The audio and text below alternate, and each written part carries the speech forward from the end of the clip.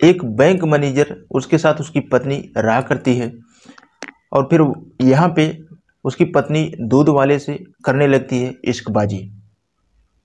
जब पति ने उसको रंगे हाथों पकड़ा तो पति ने ऐसा फैसला लेता है कि लोग भी दंग रह जाते हैं और उस पति की तारीफ करने लगते हैं।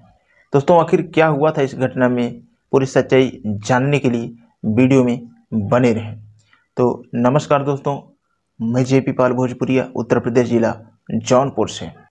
आज की जो ये घटना है, यह घटना उत्तर प्रदेश के लखनऊ की है, जहाँ पर एक पीयूष नाम का बच्चा रहता है जिसकी उम्र लगभग 5 साल है और उसके माता पिता की दोनों की अकस्मात मौत हो जाती है।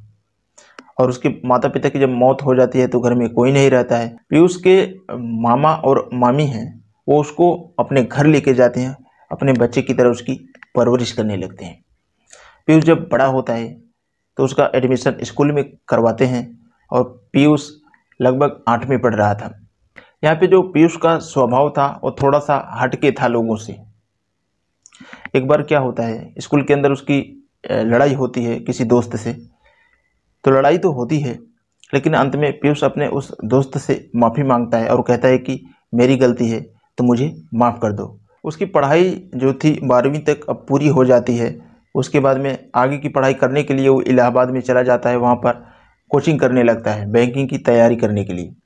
वह बैंकिंग की तैयारी करने लगता है। अब वह मेहनत इतनी करता है कि उसकी नियुक्ति बैंक मैनेजर के तौर पर लखनऊ में हो जाती है। अब वह मैनेजर बन चुका था। उसके मामा मामी बहुत खुश थे कि देखो बच्चे की माँ बाप नहीं है, लेकिन यह अपने मेहनत के दम पे मैनेजर के पोस्ट पे हो गया है। बच्चा भी छोटा ही था, उम्र भी ज़्यादा नहीं थी, उसकी उम्र लगभग 23 साल के आसपास थी। अब क्या होता है, अब उसकी नियुक्ति बैंक में हो जाती है तो वह कमाने लगता है। उसके मामा मामी सोचते हैं कि बच्चा बड़ा हो गया है और नौकरी भी अच्छी खासी है, तो इसकी शादी क्यों ना कर दिया जाए। तो वो उसकी शादी करने के लिए एक लड़की ढूंढते हैं जिसका नाम होता है नीतू। और जो नीतू थी वो पीजीटी की तैयारी कर रही थी, यानी कि पत्नी भी पढ़ी लिखी वहाँ पे मिल जाती है। मामा मामी बहुत खुश होते हैं कि कहते हैं कि हमारा बच्चा भी बैंक में लगा हुआ है और लड़की भी किसी चीज़ की तैयारी कर रही है, ये तो बहुत अच्छा है। उसके बाद में माँ बाप तो हमेशा अच्छे के लिए ही सोचते हैं, लेकिन पीयूष के माँ बाप नहीं थे, उनके मामा और मामी ही उनके माँ बाप बने थे।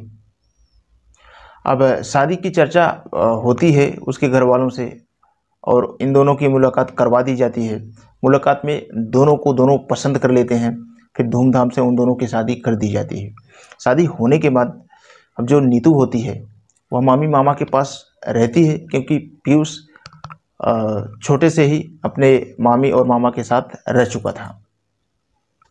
अब वह खुद ड्यूटी पे जाया करता है।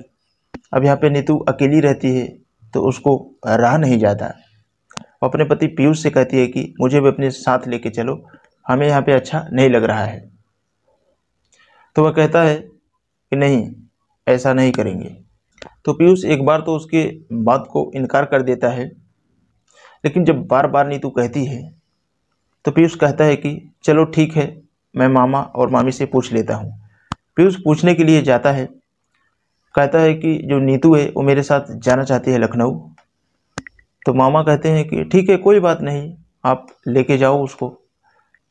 नीतू अब यहाँ पे तैयार हो जाती है अपने पति पीयूष के साथ लखनऊ जाने के लिए, और फिर दोनों पति पत्नी लखनऊ चले जाते हैं। वहाँ पर एक किराए पे मकान लेते हैं, वहाँ पे दोनों पति पत्नी रहने लगते हैं। और दिन में पीयूष ड्यूटी पे चला जाता है तो घर पे उस किराए के कमरे में उसकी पत्नी अकेली रह जाती है।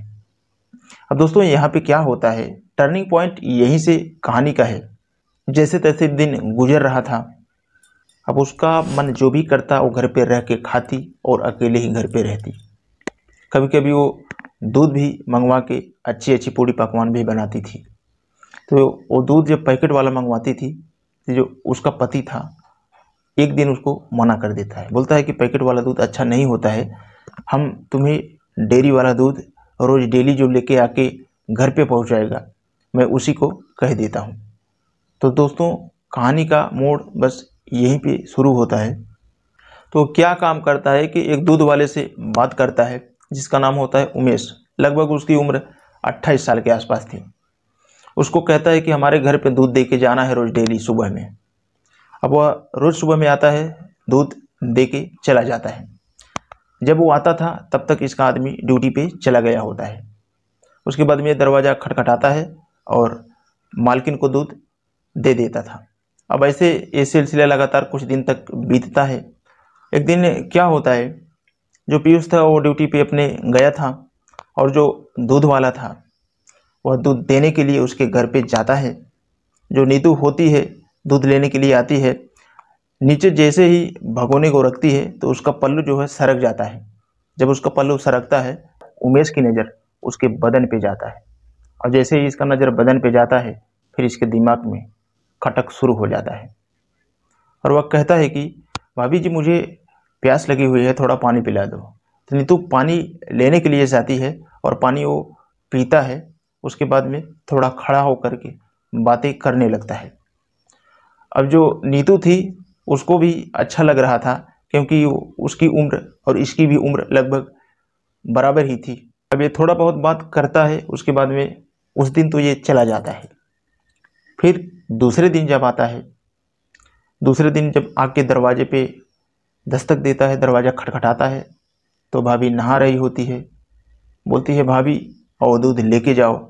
दोस्तों इसको सारा टाइमिंग मालूम था कि दूध वाला इतने बजे आता है। उसके बाद में उस दिन वो दरवाज़ा नहीं बंद करती है और बगैर दरवाज़ा बंद किए हुए वो नहाने लगती है। उसको मालूम था कि जब दूध वाला आएगा, बेल बजाएगा या दरवाज़ा खटखटाएगा तो उसको मैं बोल दूंगी कि अंदर आ जाओ, और होता सेम ऐसा ही है।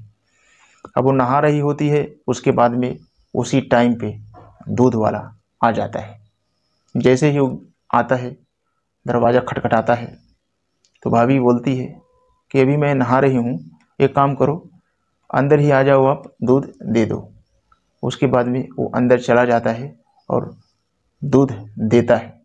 अब न जाने नीतू के मन में क्या चल रहा था, तावल में ही वह बाथरूम से बाहर निकलती हैं और उसको भगोने देती है। अब यहाँ पे जो दूध वाला होता है उसको देख करके वो एकदम पागल हो जाता है। अब नीतू उसको बैठाती है, कहती है कि तुम्हारे लिए मैं चाय बनाती हूँ, चाय पियो, उसके बाद में जाओ। वहीं पे चाय बनाती है, चाय को पीता है। उसके बाद में कुछ मीठी मीठी बातें होती हैं और ये धीरे धीरे बातों का सिलसिला प्यार में बदल जाता है। अब दूध वाला आता और 1-2 घंटे तक उसी घर में रहता और नीतू के साथ संबंध उसके बनने लगते हैं। जब दोनों के संबंध बनने लगते हैं, अभी तक ये पीयूष को कुछ भी नहीं मालूम था, लेकिन घर के अंदर का मामला सबसे पहले पड़ोसियों को पता लगता है। तो घर के पड़ोसी जो थे वह अब इधर उधर की बात करना शुरू कर देते हैं। वो एक दूसरे से कहते हैं कि ये दूध वाला आता है, ये लगभग 1-1.5 घंटे के बाद में निकलता है, आखिर बात क्या है। एक दिन पीयूष कहता है कि मुझे आने में थोड़ा देर होगी, मैं 2 दिन के लिए बाहर जा रहा हूँ बैंक के काम से, और तुम आराम से घर पे रहना। अब यहाँ पे क्या होता है, नीतू की तो बहुत मज़े ही मज़े थी। उसके बाद में दूध वाला आता है और 2 दिन तक रहता है उसके रूम पे। उसके बाद में दोनों के बीच में अवैध संबंध तो बनते ही हैं।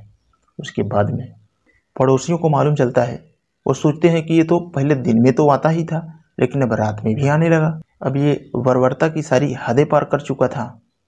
पड़ोसियों को पक्का डाउट हो जाता है कि कुछ ना कुछ मामला ज़रूर गड़बड़ है।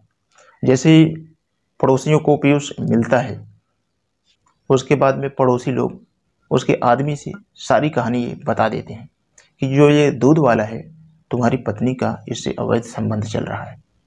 आपको भरोसा नहीं होगा, आप पास पड़ोसी से किसी से भी पूछ लो, ये दूध वाला जो आता है आपके घर में जाता है, 1-1 2-2 घंटे के बाद लौटता है। तो वह उनकी बातों को मानता नहीं है, टाल देता है और सोचता है कि ये फालतू की बातें कर रहे हैं और सही से दिमाग पे नहीं लेता है। लेकिन उसका दिमाग सनकता है, वो सोचता है कि हो सकता है सही हो। तो वह कहता है कि अगर ऐसी बात है तो ऐसा करना, अब की बार जब दूध वाला मेरे घर पे आए तो मुझे तुम फ़ोन कर देना, ये लो मेरा नंबर। अब फ़ोन नंबर दे दिया जाता है। एक दिन दोपहर के समय उसकी पत्नी दूध वाले को बुलाकर कमरे में संबंध बना रही थी। पड़ोसी को पता चल जाता है कि ये घर में गया है तो यह 1-2 घंटे के बाद ही निकलेगा। अब उसके आदमी के पास पड़ोसी लोग फ़ोन लगा देते हैं और कहते हैं कि आप अभी तुरंत आ जाओ। वो तुरंत आता है, आकर के दरवाज़ा खटखटाता है तो उसकी पत्नी दरवाज़ा खोलती है और जब अंदर देखता है, अंदर तो कोई नहीं था। लेकिन फिर यहाँ पे पीयूष दिमाग से काम लेता है कि ऐसे ही कोई यहाँ पे थोड़ी न मिल जाएगा, कुछ ना कुछ गड़बड़ घोटाला हो सकता है। अब वह बेड पर बैठ जाता है। पत्नी नीतू कहती है कि तुम इतनी जल्दी क्यों आ गए, क्या काम था? तो कहता है कि कुछ काम तो नहीं था, तुम ऐसा करो 3 कप चाय बनाओ। नीतू कहती है कि 3 कप चाय किसके लिए, हम तो 2 ही लोग हैं। फिर वो कहता है कि एक तुम्हारे लिए, एक हमारे लिए और एक तुम्हारे दोस्त के लिए। अब नीतू को डाउट हो जाता है कि इसको मालूम चल गया है। उसके बाद में पति पीयूष कहता है कि अब उसको बोलो कि वो नीचे से निकल आए, मैंने उसको देख लिया है, वो बेड के नीचे लेटा हुआ है। तो वह बाहर निकलता है और पीयूष उससे कुछ भी नहीं कहता है, उसको बैठाता है, चाय पिलाता है और पत्नी को भी चाय पिलाता है और उसके बाद वह वापस बैंक में चला जाता है। अब दोस्तों यहाँ पे पत्नी को बहुत अजीब लग रहा था कि पति ने मुझे रंगे हाथों पकड़ लिया और मुझसे कुछ भी नहीं कहा, ये तो बहुत अजीब जैसा हो गया। अब दोस्तों उनकी शादी का सालगिरह भी आ जाता है। शादी का सालगिरह का दिन जब आता है तो यहाँ पे जो पीयूष होता है वो अपने पत्नी को शॉपिंग करवाने के लिए बाज़ार लेके जाता है। खूब शॉपिंग करवाता है, जी भर का सामान खरीदते हैं और बहुत सारा पैसा खर्च होता है उसके ऊपर। और उसके बाद जब वो घर वापस लौटने की बारी आती है तो अब उसको गाड़ी में बैठा करके वह घर की तरफ लौटने लगता है। लेकिन घर लौटने से पहले वो रास्ता बदल देता है और जंगलों की तरफ जाने लगता है जहाँ पे दूध वाले का घर रहता है। पत्नी कहती है कि कहाँ पे लेके जा रहे हो? पति कहता है कि मैं अभी बता रहा हूँ कहाँ पे तुम्हें लेके चलता हूँ। उसके बाद में थोड़ी दूर लेके जाता है तबेले के पास जहाँ पे उसका घर था दूध वाले का। वहाँ पे ले जाके अपनी बाइक रोक देता है और औरत को उतारता है। औरत उतरती है, उसके बाद में उसका हाथ पकड़ता है। वो हाथ को पकड़ते हुए तुरंत लेके जाता है दूध वाला जहाँ पे बैठा हुआ था। उसके बाद में उसके पास उसको खड़ी कर देता है, अपनी औरत को खड़ी करता है। उसके बाद में अपना मंगलसूत्र निकालता है, उसके बाद में उसको दे देता है दूध वाले को और कहता है कि जब तुम इसी से खुश हो तो तुम इसी के साथ रहो, हम यहाँ पे तुम्हारे बीच में क्यों आए। अब पत्नी को यहाँ पे बोलने का कोई ऑप्शन ही नहीं दिया और पत्नी बार बार गिड़गिड़ाती रह गई कि मुझसे बहुत बड़ी गलती हो गई, मुझे एक बार क्षमा कर दो, एक बार मुझे चांस दे के देखो, फिर से आइंदा ऐसी गलती नहीं होगी। पत्नी पाँव पकड़ लेती है पति की, लेकिन पति एकदम हठी आदमी था, ज़िद्दी था। वो वहाँ से तुरंत निकल जाता है और उसके बाद में चला जाता है अपने घर पे। तो दोस्तों यहाँ पे सबसे बड़ी गलती किसकी थी? आप कमेंट बॉक्स में कमेंट्स ज़रूर करना। क्या पति ने अच्छा किया जब उस पत्नी को उसका पति इतना अच्छे खासे पोस्ट वाला मिला था, बैंक मैनेजर था, और जैसे तैसे उसकी ज़िंदगी गुजरी थी बेचारे की। वह उसके बचपन में माँ बाप ख़त्म हो गए, फिर मामा मामी पाल के उसको किसी तरह बड़े किए, पढ़ाई लिखाई करके किसी तरह उसकी नौकरी लगी।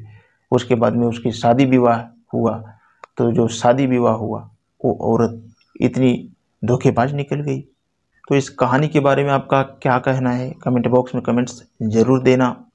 वीडियो के लिए मैं बस इतना कहूँगा, अगर आप हमारे चैनल का वीडियो पहली बार देख रहे हैं तो चैनल को सब्सक्राइब करके बेल का आइकन ऑल पे ज़रूर प्रेस कर लें, ताकि कोई भी वीडियो लाऊं तो आप तक आसानी से पहुंच सके। तो आज के लिए बस इतना ही, मिलते हैं कल शाम 7 बजे किसी नेक्स्ट क्राइम स्टोरी के साथ।